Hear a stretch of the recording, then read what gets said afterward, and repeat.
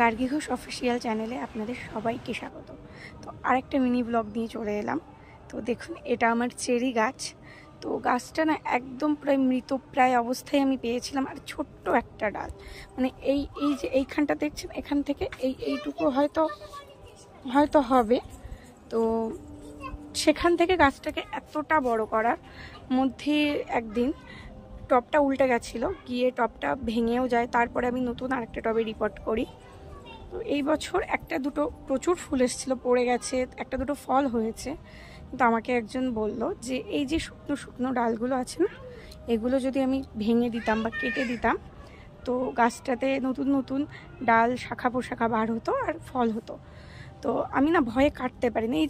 এই ডালটা দেখুন নতুন হয়েছে, আর প্রচুর পিঁপড়ে হয় ফুল হলে, ফল হলে, আর ভয়ে কাটি না। এই জন্য যে এত কষ্ট করে বাঁচানো গাছ যদি মরে যায়, ওই জন্যে ভয়ে কাটতে পারি না। তো আগের দিন আমি একটু লাল পটাশ আর একটা ভিটামিন ফার্টিলাইজার ওটার মধ্যে দিয়েছি, দেখি কি হয়, ফুলগুলো দাঁড়ায় কিনা। ফুলগুলো সব ঝরে যাচ্ছে, আর দেখি যদি পারি একটুখানি ডালটা কেটে দেবো ভয়টা নিয়ে। যদি মারা যায়, ওই জন্য আমি আর কাটতে ভয় পাই। যে ফল না হোক, গাছটা আমার খুব যত্নের, খুব প্রিয়। আর আমি যখন ভিডিও করি তখনই আমার মেয়েকে এসে চিৎকার করতে হয়। আর আমার সাথেও ছাদে আসতে খুবই ভালোবাসে।